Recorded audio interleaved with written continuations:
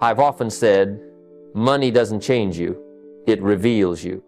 The moment you have more than you need, the mirror of your mind gets clearer. And what most people discover isn't wealth, it's themselves. The truth is, the difference between a millionaire and a struggler isn't in the wallet, it's in the wiring. You can give two people the same opportunity. One will build an empire, the other will build excuses. Why? Because one learned to master his mind while the other was mastered by it. Tonight, I want to show you 7 mental shifts, not tricks of money, but tricks of the mind, the ones millionaires use quietly, the ones schools never teach, and the ones that, once you understand, will make you impossible to go broke again. Not because of what's in your pocket, but because of what's in your philosophy. So let's begin, because your next level of wealth is already waiting inside your mind. You know, money is one of life's greatest mirrors. It shows you every single day who you really are when no one's watching. Some people think money is about figures, but it's really about habits. You can't hide from it. You're spending, you're saving, you're giving. It all writes your financial story in ink. If your habits are sloppy, your bank account will rat you out every time. But if your habits are disciplined, it becomes a record of order, purpose, and growth. I remember when I was young and broke, I didn't have a money problem. I had a discipline problem. I used to think, if I could just earn more, all my troubles would vanish. But that wasn't true. Because if you can't manage $100, you'll mishandle 1,000. And if you're careless with 1,000, 1,000,000 will slip right through your fingers. Money simply magnifies who you already are. So, I started small. A notebook, a pencil, and a promise to track every dollar, every day. It wasn't glamorous, but it was powerful. I realized that discipline with a dime builds character for $1. And when you respect even the smallest amount, life finds a way to trust you with more. The real secret isn't in chasing money, it's in becoming the kind of person money is attracted to. When you treat every dollar as a seed, not a toy, you begin to see that wealth isn't something you earn, it's something you grow. And that growth starts the moment you decide to take control, not of your income, but of yourself. Because the truth is, money will never obey you until discipline does. I learned early on that the way you treat $5 tells the whole story of how you'll treat 50,000. Most people think they'll become disciplined once they have more, but it doesn't work that way. The habits you build with a few dollars are the very same habits that will either multiply or destroy your fortune later on. Wealth doesn't start when you have a lot. It starts when you start respecting a little. I remember back when I could barely pay rent, I used to keep a small envelope labeled seed money. It wasn't much, just a few coins and small bills. But I treated it like it was sacred. Every time I put something in there, I told myself, if I can't respect this, I don't deserve more. And that simple act changed everything. Because the way you manage the small teaches your mind how to manage the big. I've met people who say, when I finally make real money, I'll start saving. No, you won't. You'll just have bigger problems and the same bad habits. You don't rise to the amount, you rise to your discipline. Every fortune you've ever heard of, every empire, every success was built one small, managed dollar at a time. So, start where you are. Pick up that loose change. Balance that small account. It's not about the number, because when life sees that you handle the little things with care, it starts sending you bigger opportunities wrapped in trust. Respect the small money. It's the quiet audition for wealth. Money has its own language, its own set of quiet rules that never shout but always enforce themselves. Most people get frustrated with money because they never take the time to understand how it really works. They treat it emotionally, not intelligently. But money doesn't care about emotion. It obeys principles. Just like gravity, these laws never sleep. If you ignore them, you pay the price. If you learn them, they start working for you. When I was younger, I used to wonder why some people seemed to attract wealth while others struggled their whole lives.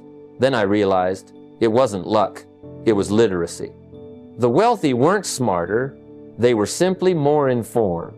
They understood taxes, they knew the power of compounding, they respected the cost of debt, and they made interest work for them instead of against them. I remember a mentor once telling me, if you don't understand interest, you'll spend your life paying it. But if you master it, you'll spend your life earning it. That line changed my thinking forever.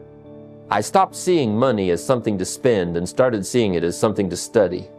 Every dollar has a job, and it follows the rules whether you know them or not. That's why financial education isn't a luxury, it's survival. You don't need to be a genius, just curious enough to ask, what happens to my money after I spend it, after I save it, after I invest it? Those answers will shape your future. The moment you learn the silent laws of money, you stop working blindly and start building wisely. Because freedom doesn't come from how much you earn, it comes from how much you understand. Every time your income goes up, life will whisper two words in your ear: upgrade now, a bigger house, a newer car, nicer clothes. And that's where most people get trapped. They mistake higher income for higher lifestyle, not realizing that every raise is really a test, an invitation to see if you can delay comfort long enough to create freedom. I remember when my income first doubled, I was tempted to double everything, my spending, my pleasures, my distractions. But something in me said, if you act rich too soon, you'll never be rich.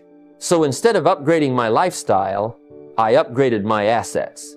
I locked my expenses where they were and made the new money work for me. I treated that raise not as extra spending power, but as an employee, someone who could go out, work in the market, and bring me back more friends, called dividends. The wealthy live by a simple rule: never spend growth money on comfort. Spend it on capacity. When your income grows, your investments should expand before your lifestyle does. That's how you buy freedom, not things. The poor and middle class chase status. The wealthy chase systems. So, the next time you get a raise, pause before you celebrate. Ask yourself, how can I make this raise pay me again and again? Maybe it's a stock, a small business, or a piece of land. Whatever it is, make it multiply. Because when you train yourself to invest the difference instead of spending it, you start building a life that works even when you don't. That's when money stops being a paycheck and starts becoming a partner. Curiosity is one of the most profitable habits a person can ever develop. Most people go through life making money, spending money, losing money, but never really asking what money is, how it moves, or why it behaves the way it does. They accept things as they are because no one ever taught them to question. But here's the secret. The people who get ahead financially are the ones who stay endlessly curious. They don't just earn, they learn.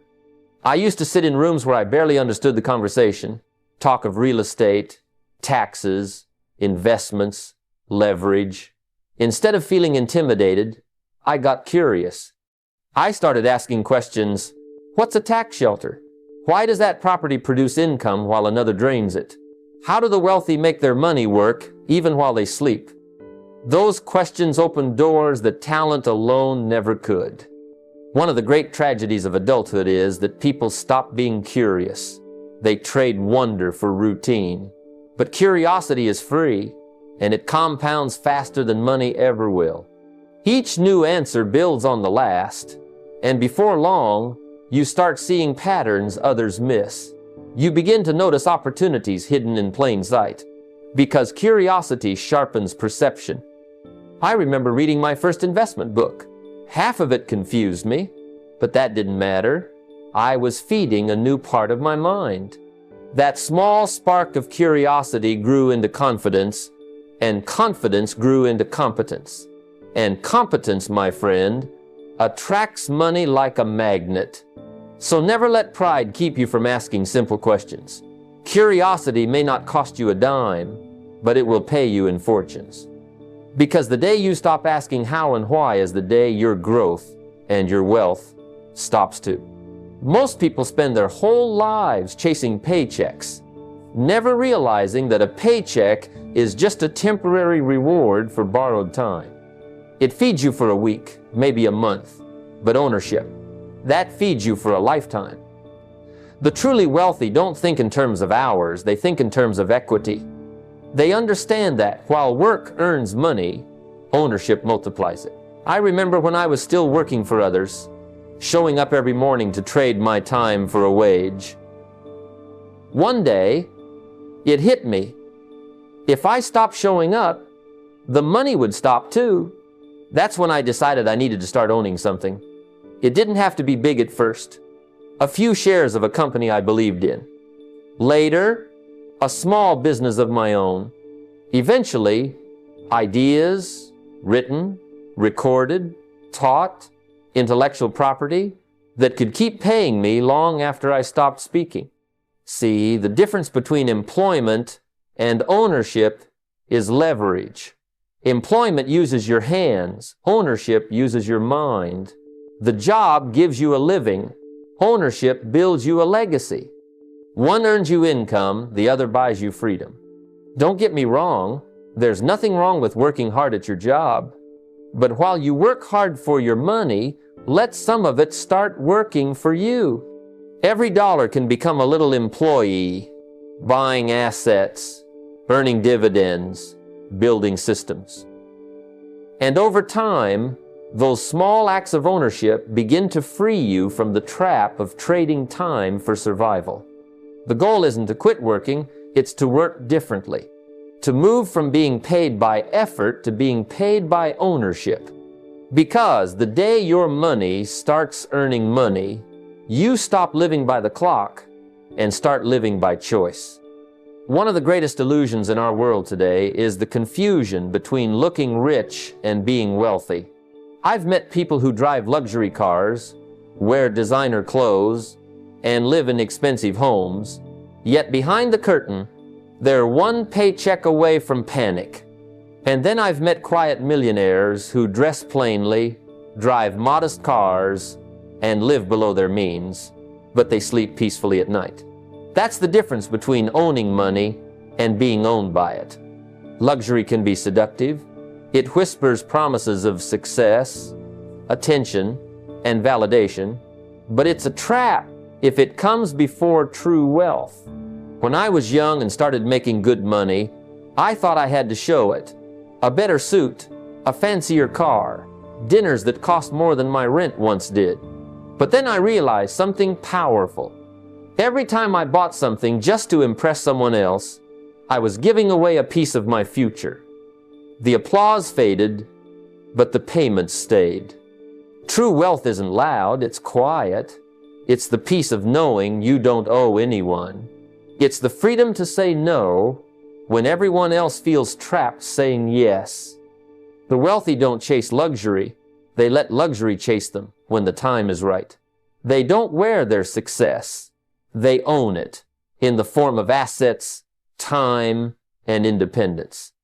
If you ever feel the urge to buy something to prove your worth, pause and ask, am I buying this for freedom or for attention? Because one will give you power and the other will take it away. Wealth isn't the brand on your clothes, it's the calm in your spirit and the choices in your hands. Don't buy status, buy freedom. That's what the truly rich do. Money, like people, has energy. It gravitates toward order, respect, and purpose, and runs from chaos, neglect, and impulse. You can't fool it with wishful thinking or motivational slogans. It doesn't respond to desire, it responds to discipline. Late payments, unpaid debts, impulse spending, these are signs that money isn't being respected. And anything you don't respect eventually leaves you. I learned this lesson the hard way. There was a time when I'd earn a good check and within days it would disappear. Small leaks I didn't even notice. A dinner here, a gadget there. I'll start saving next month. But next month never came. Then one day I decided to reverse the order. Instead of spending first and saving what was left, I started saving first and spending what was left. That one decision changed everything. Money started to stay with me. Not because I suddenly earned more, but because I began treating it like a partner instead of a toy. I tracked my expenses, paid my bills early, reviewed my accounts weekly, and invested regularly, even if it was just a small amount. Those small, consistent actions became habits, and those habits started attracting opportunities. It's amazing how life begins to trust you with more once you prove you can manage little. See, wealth isn't built on windfalls, it's built on habits. The millionaire mindset isn't about luck or talent, it's about rhythm. If your financial habits are sloppy, money will avoid you. But if your habits are disciplined, intentional, and consistent, money will find its way to you again and again. So don't chase money. Build the habits that make it chase you. There comes a point in life when you realize that no matter how hard you work, there are only 24 hours in a day.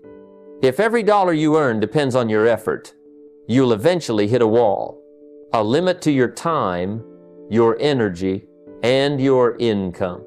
That's when you must learn the golden shift. Stop working for money and start making money work for you. When I first heard that idea, it sounded almost mystical. How does money work? I thought. Then I understood. It works the same way people do. When given direction and purpose, every dollar is a potential employee. If you simply let it sit idle in your account or slip through your fingers, it earns nothing. But when you give it a job, to invest, to grow, to compound, it starts bringing back friends. I began by setting aside a small portion of my income each month, not to spend, but to assign tasks. One part went into a simple index fund, another into a small side business that could run without me. I was no expert, but I was consistent. Slowly, I built a team of dollars that worked around the clock while I rested, learned, and lived. And that's the quiet miracle of wealth. You stop trading your time for survival and start trading your ideas for freedom. The average person works hard for decades and ends up tired. The wise person builds systems that keep working even when they don't. Your hands can earn you a living, but only your mind can earn you freedom. So today, ask yourself, are you the only one working in your life, or is your money working too? Because real wealth begins the moment your dollars start sweating harder than you do. One of the most dangerous habits in the modern world isn't overspending, it's emotional spending. It's that quiet, subtle urge to buy something not because you need it, but because you want to feel something. A new gadget to celebrate a good day, a dinner out to forget a bad one. Every swipe of the card feels harmless in the moment, but over time, it drains not just your account, it drains your power. I've seen people work tirelessly all month, only to sabotage their progress with a few emotional purchases over the weekend. And the problem isn't the money, it's the meaning we attach to it. We use spending as a substitute for fulfillment. But money is a terrible therapist. It listens, but it never heals. True satisfaction doesn't come from buying something new, it comes from building something lasting. I had to learn this lesson myself. In my early days, I used to reward every milestone with something shiny, but soon I noticed a pattern. The more I spent emotionally, the less peace I felt. So I created a system, a 24-hour rule. Before buying anything outside my plan, I waited a day. If I still wanted it, I'd reconsider. Most of the time, the feeling passed, and so did the urge. That small pause saved me thousands and taught me control. Wealth isn't destroyed by big mistakes, it's eroded by small, emotional decisions repeated over time. That's why the truly wealthy don't just manage their money, they manage their emotions. They build systems that protect them from their impulses, habits that separate feeling from finance, because emotional spending may give you comfort today, but disciplined restraint will give you freedom tomorrow. You can tell a lot about your financial future by looking at the people you spend the most time with. If your closest circle complains about money, spends without thinking, and laughs off discipline, it's only a matter of time before you start doing the same. You can't rise higher than the mindset that surrounds you. If you learn money rules from broke friends, you'll inherit their results. But if you learn from those who've built, grown, and protected wealth, you'll start to think and act differently. I remember a turning point early in my career. I was working hard, yet something felt stuck. Then I met a small group of entrepreneurs, people who didn't just talk about earning, they talked about multiplying. They spoke a different language: cash flow, leverage, assets, compounding. At first, I felt out of place. But gradually their thinking rubbed off on me. My conversations changed. My goals expanded. My results followed. That's the secret. Proximity is power. You don't have to be the smartest in the room, but you do need to be in the right room. Spend time with people who talk about growth instead of gossip, who discuss investments instead of expenses, who see opportunity instead of limitation. And if you can't find such people nearby, open a book, listen to a lecture, or follow the wisdom of those who've walked the path before you. Mentorship doesn't always come with a handshake. Sometimes it comes through a page. The truth is, wealth isn't contagious, but mindsets are. When you surround yourself with financially wise people, their discipline becomes your standard, and their confidence becomes your mirror. So choose your company with intention, because your environment is silently shaping your financial destiny. One of the most common illusions people live under is the belief that they'll start saving, investing, or building wealth when they have more. They say, "I'll start once I make enough," not realizing that enough never comes. Because if you can't handle a small amount wisely, a bigger one will only multiply your mistakes. Money doesn't change who you are. It amplifies what you already do. I remember a time when I was barely making ends meet. I told myself, when I earn more, I'll start saving. But as my income grew, my habits grew right alongside it. The more I made, the more I spent. It wasn't until I learned to manage what I already had that things began to shift. I started small, setting aside just a few dollars, tracking every expense, studying how to invest modestly. That tiny act of discipline began shaping a habit, and that habit changed everything. You see, wealth doesn't start with a paycheck, it starts with a decision. The decision to respect what's already in your hands. You don't need thousands to start, you need consistency. The same discipline that handles $100 with intention is the same one that will manage $10,000 or $1 million with wisdom. Waiting for more before you begin is like waiting for perfect weather before planting seeds. You'll wait forever, and the season will pass you by. The truth is, the perfect time to start was yesterday. The second best time is today. Every dollar, no matter how small, is a seed. The sooner you plant it, the sooner it grows. Because wealth doesn't come from having a lot, it comes from starting with a little and never stopping.